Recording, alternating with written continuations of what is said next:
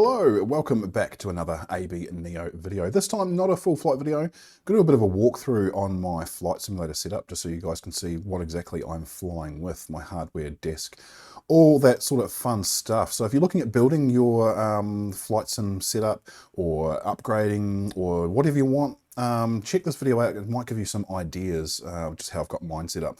It has been a couple of years work in progress, coming from Xbox setup to now on, have been on PC for coming up 12 months, and really happy with what I've got. And I will warn you, it may look kind of expensive, and I suppose it has been, you know, an expensive journey, but it was progressive, and I didn't spend it all at once, and it was through trial and tribulation. I could have spent less money in some areas, but yeah, that's the lessons that we do learn. All in all, it's for what it is. I think it's quite worth what I've paid. So anyway, I hope you do enjoy, and stay tuned to the very end for some updates on the next flights that I'll be doing on the VATSIM network on this channel. Anyway, thanks for watching, and I hope you do enjoy. Starting with the most important part, the PC. So there's nothing too much to show on the outside. There's no LEDs. It's pretty plain. There's a glass side, which is just reflecting the desk and the cables. This one here I bought from a local PC builder. On their website they just have base models and you go and customize it. So I did customize it a little bit. So this one has the RTX 4070, not the Ti or the Super, just the straight 4070.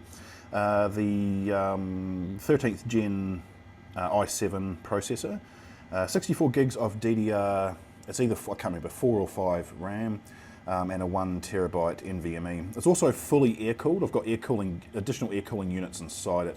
Decided not to go for the water cooling because I just didn't want to deal with the maintenance of it, the potential leaks, all that sort of business. I mean, water cooling is definitely superior for cooling, but when it comes to the maintenance side, air cooling is much easier. So, I mean, it depends what route you want to go down. If you're confident with water cooling, go water cooling. If you're not, just jam a shit ton of fans in it, and it should be okay depending on what you're running. It's a bit of a hard one because if you have something like the 4090, which can cost in excess of 3,000 Australian dollars, you want to keep that nice and cool. Water cooling would be better, but on the flip side, if it leaks, you've just destroyed a $3,000 graphics card. So it's sort of a one of those weird situations.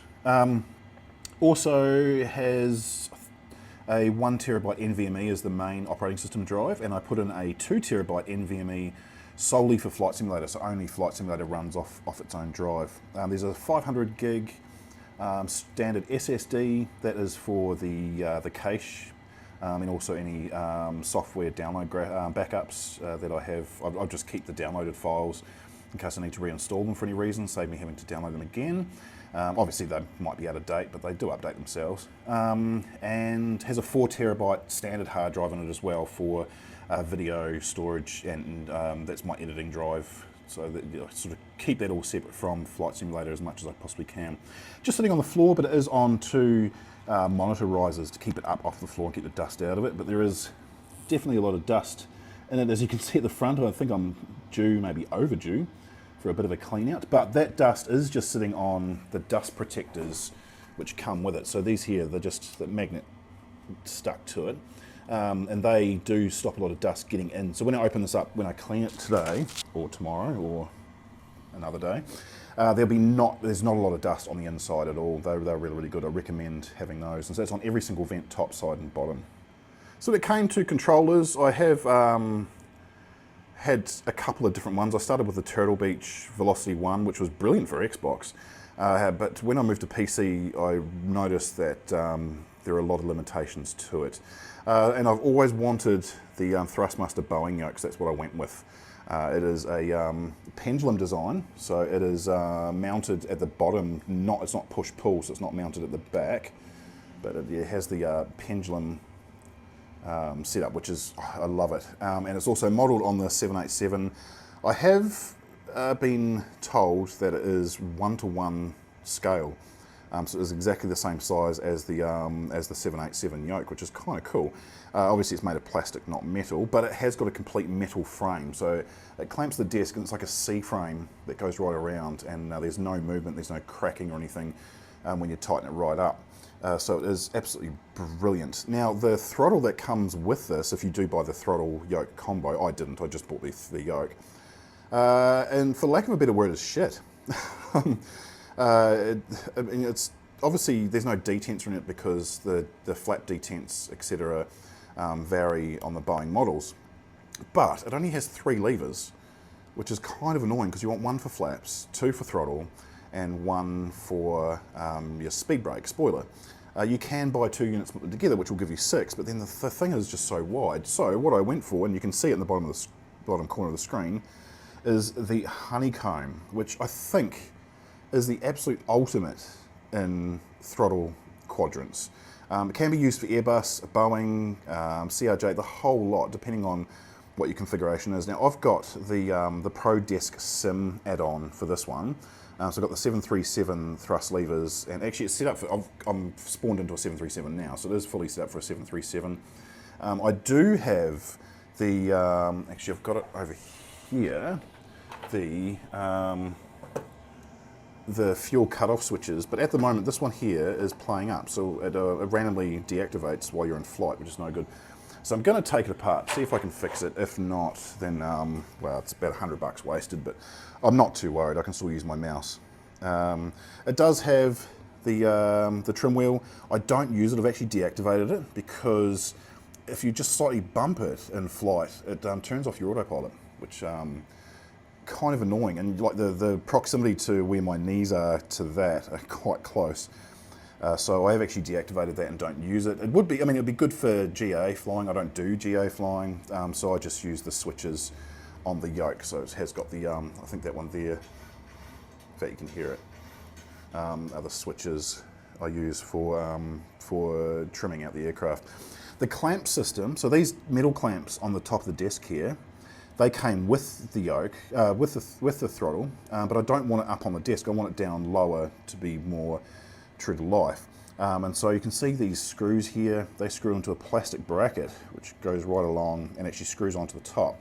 That I got from Etsy. It's about the only place I see you can get them. So that actually hangs below the desk, and it's very, very stable. Like there's no movement in it whatsoever. The only movement you're seeing is the camera. If I try and hold it steady, and yeah, it's just a fraction of movement, but it's quite stiff, it's quite solid. So definitely my favorite throttle quadrant at the moment, probably because it's the newest one.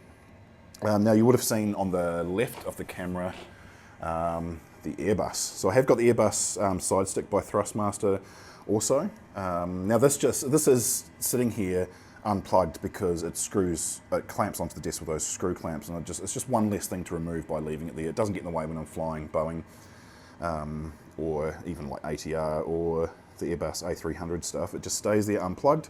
And I just use the same connector that I'd have in that one to plug into that one when I do take it all away. So I will Airbus now and show you what that setup looks like on the desk. So I've looked at the Boeing stuff. This is the Airbus. So like I said, I have got the Thrustmaster side stick, which is a brilliant side stick. Has got this feature whereas if you don't have rudder pedals, you can pop the lock off and you can actually twist. I don't know for sure because I don't know much about fighter jets, but I think fighter jets might have that feature in real life. Correct me if I'm wrong. They wouldn't use an Airbus side stick though. They'd use something a little more advanced. I think Turtle Beach make quite a good. Actually, no, Thrustmaster do. Thrustmaster make. Is the Thrustmaster Warthog? I think is a really, really good HOTAS for fighter jet stuff. But this one here is just the commercial Airbus side stick that you'd find. Is quite similar to the side sticks you'd find in actual Airbus aircraft. Doesn't have the rubber cowling or guard that goes down, which is a bit of a shame. But I can see they just to make it smaller, they've obviously not included that. I mean, it's just such a minor detail. The buttons on it are really, really handy. I've got them set to, I've got ATC there in case I ever need that menu, which I don't know the last time I ever pressed that button. Beacon lights, and then we've got taxi lights, landing lights, strobe lights. I've got those set to those buttons. Those buttons around the side I don't use because they're just out of sight, really. There is an Xbox button control set up on the front because this can be used for Xbox, but they're not programmed for anything. And then this here is deactivated. I don't use that at all. If you do have the actual Airbus throttle, which I do, just deactivate that in the settings because it just causes all sorts of issues. And that is actually on the legit Thrustmaster bracket, which is a little bit more expensive than it needed to be. But it's fine. It actually houses the cable for my Xbox controller, which is up the top here. I use that for views, or if I need to get to the menu, I can just push the menu button. That's pretty much all I use that for. It's quite handy, because it makes it universal between all my controllers, that my camera change setup is exactly the same, no matter what aircraft I'm in. So that's really, really handy to have. And this is the Airbus quadrant. So I got the one with the add-ons. We've got the speed brake and flaps, which also comes with the brake. I don't use this. I've deactivated that because it's buttons in the Airbus equipment, not a dial. So I don't use that at all. But it is handy. It's got the gear lever, the start, the switch, and also the fuel flow switches. These buttons down here, I don't know what they use for in real life, but they're not programmed for anything. So I've got it set to ARM spoilers because this doesn't pop up to ARM. So I just push that. And then I've got that as my autopilot engage button for now. I will be using that for something else, I'm not sure yet, and I'll tell you why in a sec. Then we've got the brake, which is actually not set, whoops. On the ground, the brakes aren't set. And then the, what is that? Is that the rudder? Oh yeah, rudder trim. So we've got rudder trim there, which it all works. And then the throttles, so we've got full reverse. And the only complaint I have about this is the detents are wrong. So that's idle, and then that's climb, flex, and toga. It actually should be, so climb should be here, flex should be there, and toga should be there. So this gap between idle and climb is half the distance it should be. So it's really touchy when you want to do ground stuff. So, so if you want a little bit more power, you're pretty much just tapping them, just so you don't take off on a taxiway. You can get, I think Etsy have them, you can get them online, replacement detents to go inside. It takes a bit of mechanical taking apart stuff, etc. But it will change it so that there becomes climb, and then you have another detent for flex and then another one for toga. So I'm considering getting those. But for now, I'll just deal with this really weird. I just don't know why they built it like that. If you look at the real one, in fact, I can just show you on the screen. You can see how the gap between idle and climb, it's quite long, and then the gap between climb and flex is short, as is toga. So yeah, I just think they could have done that a little bit better, considering it's licensed by Airbus. Yeah, there it is right there. I'm surprised that even made it in. And then we've got the flaps lever there. It doesn't lift up or anything like that. It's just a straight click, but it is very good. It is very, very good. I have the option of upgrading the Honeycomb to have Airbus, but I bought this first, and I'm quite happy with it. It's universal to all two-engine Airbus aircraft, and you can actually buy a second throttle set to go in there to make it a four throttle quadrant, and for the Airbus A380 or the A340, if you do have. I don't think the A340 is going to come out in a decent. What's the one that's out now? Not Force. Is it Forceners? Captain's. It's not Captain Sim. I can't remember whose it is. Oh, it's Latin VFR. And it's a piece of garbage, so I don't think that's going to happen anytime soon. If I do fly the A380, I might just bind this to engines 1 and 2 and this one to 3 and 4. We'll see how we go.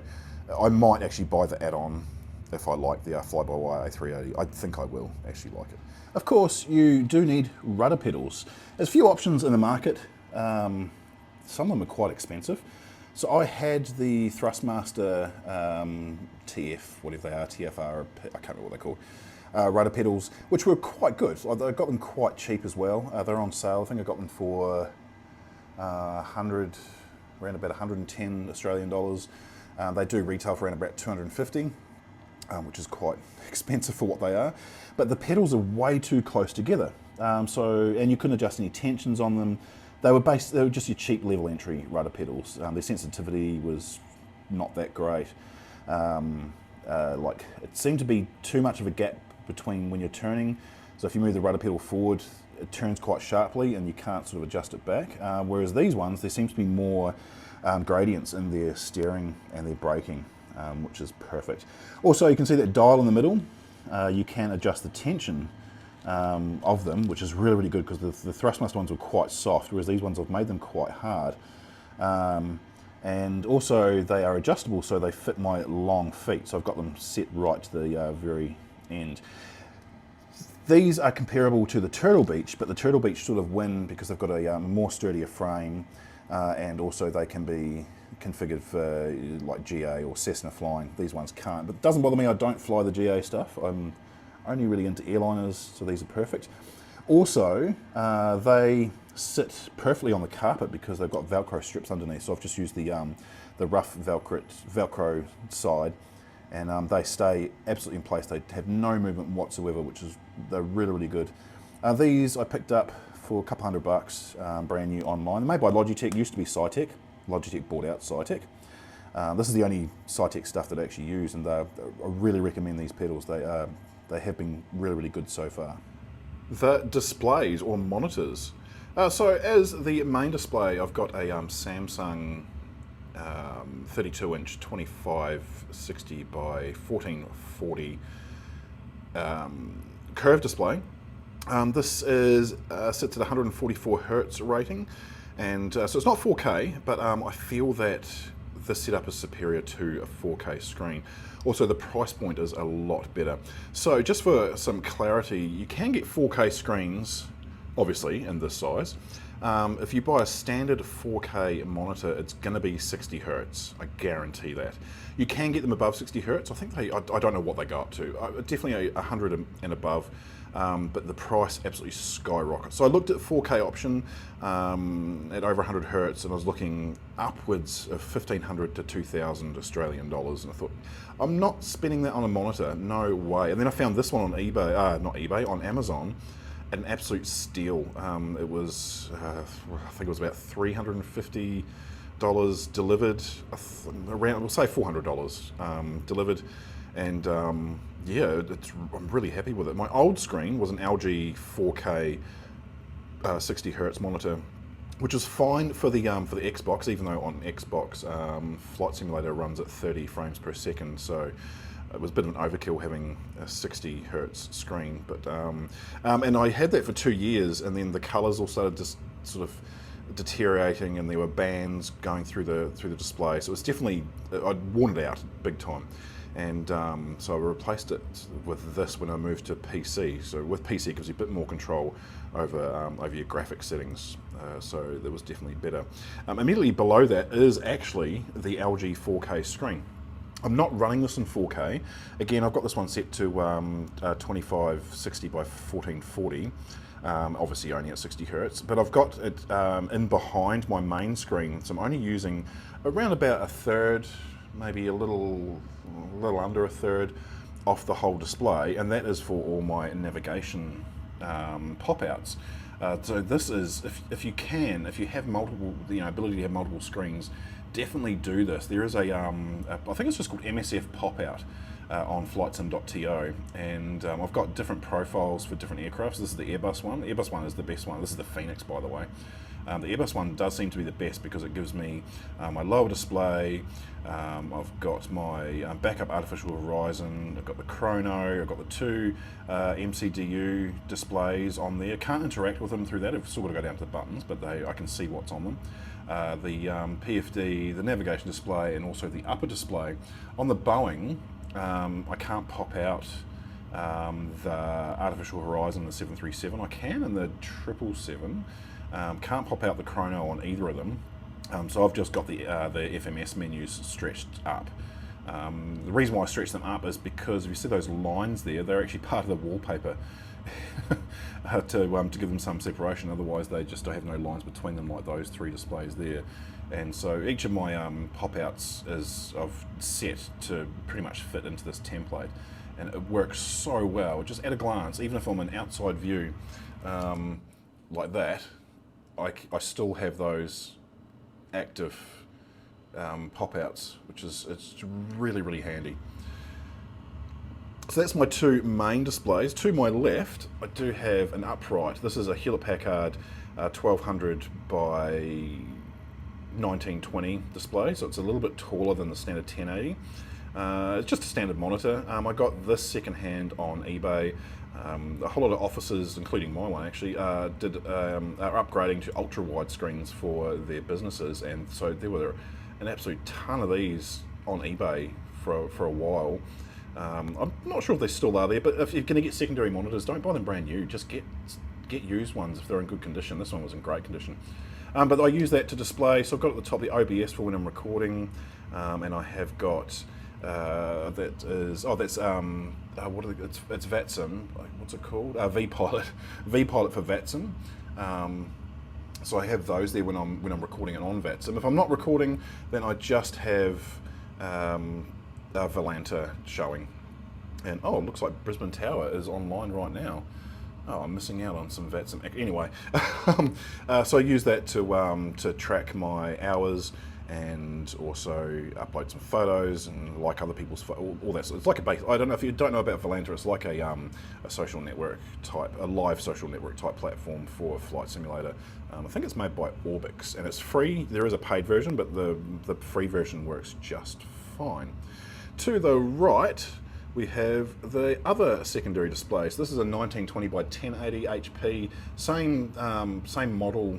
Well, it's the same variety of my upright monitor, and again, secondhand eBay, can't go wrong. And I just use this for, I've got Navigraph charts on one side, and I've got SimBrief on the other. I don't really use it for anything else during Flight Simulator, but when I'm doing video editing or any graphics work, I'll have the graphics software open on this screen, and I'll have either Adobe Bridge or a folder view or both on that screen. So it's really handy for that. And also I can just, so it basically gives me a web browser that I can look up stuff during flights as well. So it's you know, it's really handy. Below that is the iPad, but I have covered that in the next section. That's not actually a display, it's actually running apps on its own. But that is all my displays. Now I did mention in the Airbus hardware thing that I will be reconfiguring the AP1 button, and I said, and I'll tell you why in a sec, and then I proceeded not to tell you why, but I've caught that, and so I can tell you. The reason why I'll be reconfiguring that is because I'm getting the Wing MCP box, which will be mounted on top of this bracket here. It will sit there. I'll move, obviously all the stuff will move over a little bit to make room, and that gives me full control of the what do you call it, the autopilot, which is this section here basically, in an external box. And the reason why I've decided to go for that instead of just using the mouse is because on the Honeycomb it has that built into it for the Boeing, and so when I fly Airbus I sort of kind of miss it. So I saw that if you pre-order them before the 4th of September you get quite a good discount, so that is on its way. So that's what I meant by I will tell you in a sec about that button. Now that's the displays. Now we'll move on to the next section. I do have a few external peripherals that I'd use, the iPad being the main one. So I did mention before, it's not a display, it is actually separate. It's not connected in any way to the simulator. Well, it's sort of not. So this is the main app that you guys would have seen in my videos. This is Meta TAF. Which is from the iOS store. It is a paid app. There is a free version you can use on the web browser, chock full of ads, of course, but I've paid for it. I can't remember what it was. I think it was like 30 bucks. It was like up there when it comes to app prices. I could be wrong. I could be completely wrong, but I'm pretty sure I did pay that for it. It is absolutely so handy. This is live weather. It is designed for simulation, but it is live weather. So if you fly live weather in the sim, this is going to be fairly accurate. Well, to a point. So this is showing Brisbane International Airport, and it does, I have checked actual weather and it does seem to be pretty accurate, but if I go to Dunedin in New Zealand, It shows weather, yes, but if you look closely, that there says NZQN. That is Queenstown's ICAO code, not Dunedin's, which is NZDN. So it doesn't show all of the weather. It will just get the nearest local weather, which, I mean, Queenstown's in a mountainous zone, Dunedin's not, and you know, they're close to each other, but the weather can be very varied. So you will still have to use an online source for that. I think VATNZ, which is the VATS in New Zealand branch, they have terrific weather on their website if you can't find it, and so do a lot of the other ones worldwide. This seems to be pretty accurate in Europe and America, so the two main places that have a lot of air traffic. So at least it covers the main ones and the main centres of everywhere else as well, but really, really good app. The other thing, now I said this is not connected to the sim, but it kind of sort of is. If you do have the Phoenix, you can actually go, and I've got this saved, this is through web browser, but I've saved it like an app. The Phoenix EFB, like the whole EFB. I don't have to use the one in the sim, and it is brilliant. So someone did ask me, what EFB software do I use? Well, this is it. You just go to, in fact, if I go to the home page on here, I can probably just show you with my reflection. How do I go to home? There. So down the, oh, it doesn't show it on here. It must show it in the sim. Okay.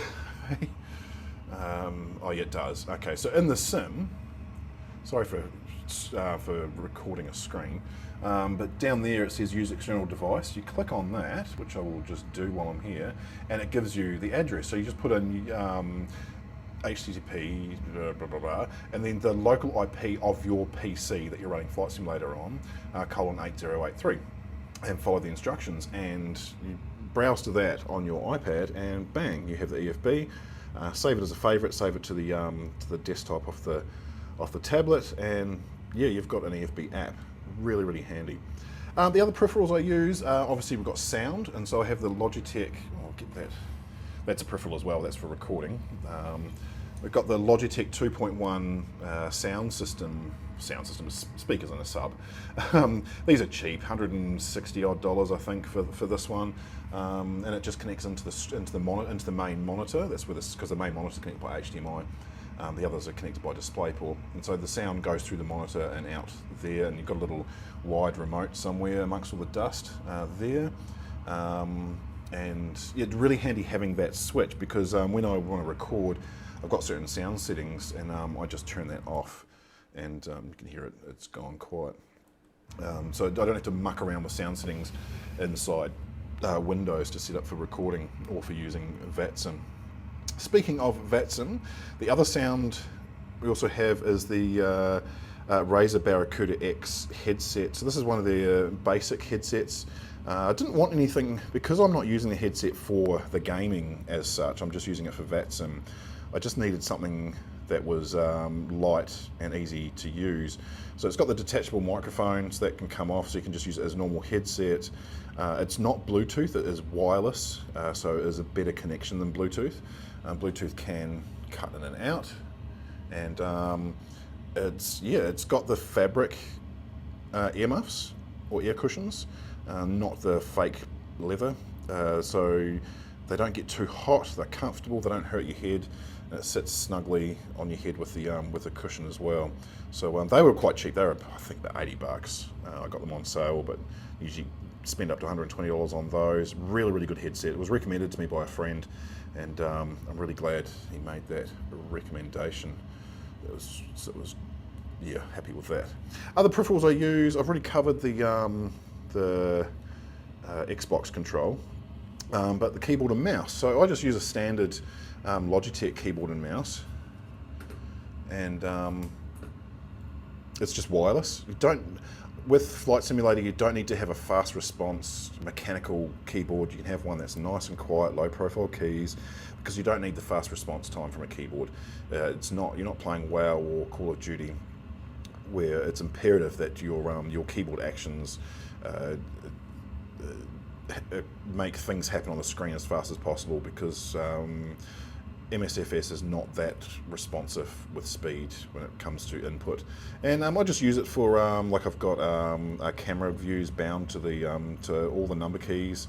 You can do that, or otherwise you can go Alt and the top number keys. I've got them bound to this number key.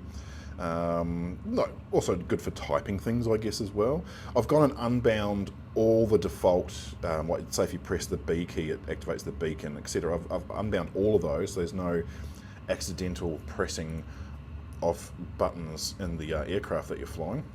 And the mouse is quite good too. It's just a pill form design, nice and light, and again it's wireless, and I needed wireless because when I reconfigure between Boeing and Airbus, the keyboard location actually changes, because right where the keyboard is here, I'll have, of course, the Yoke.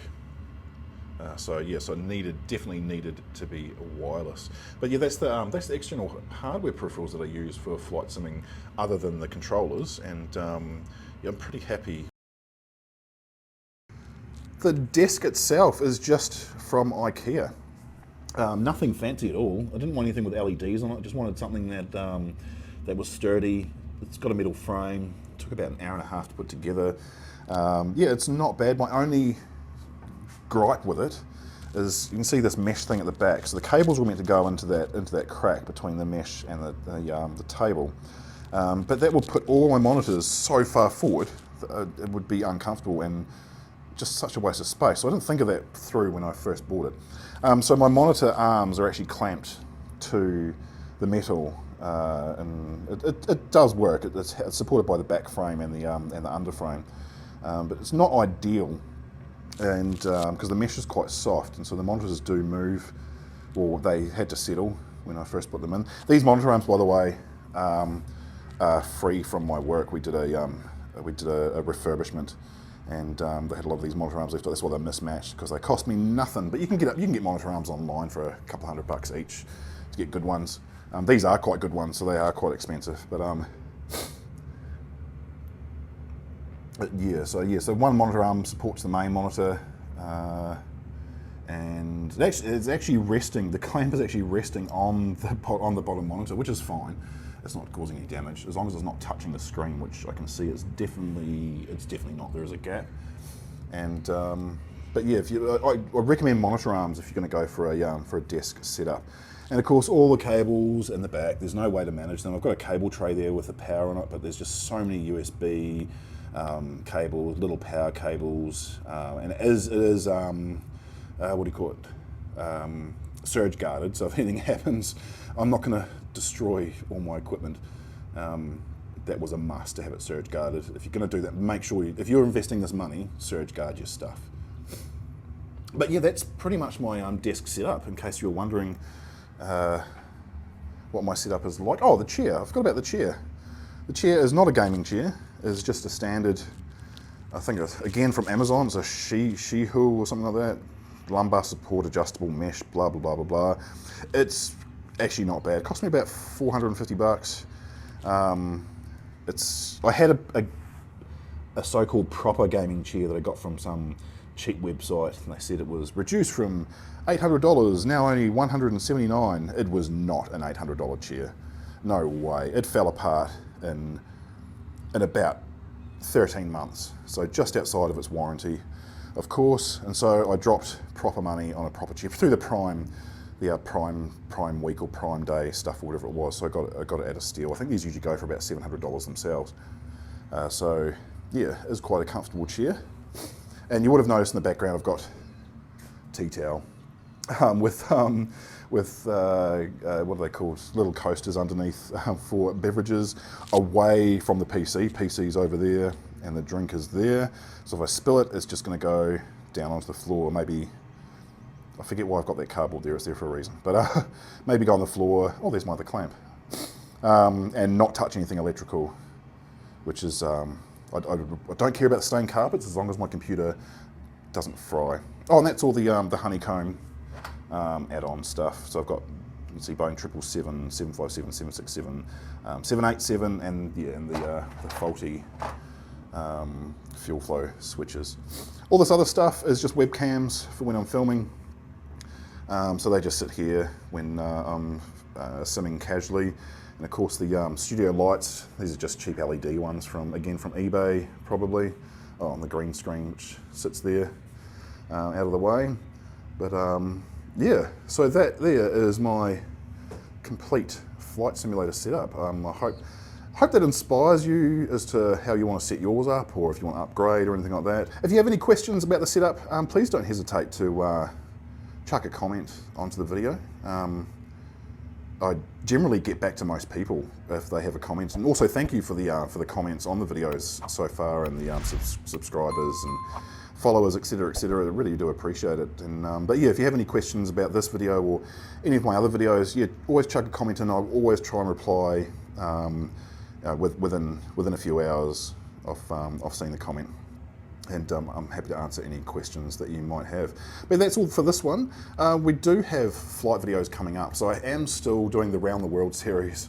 I'm not going to say when the next video comes out because I keep saying it and then not doing it. But the next video is flying Alaska Airlines from Seattle, Tacoma to Houston. I think it's is it the George Bush Houston Intercontinental or something like that.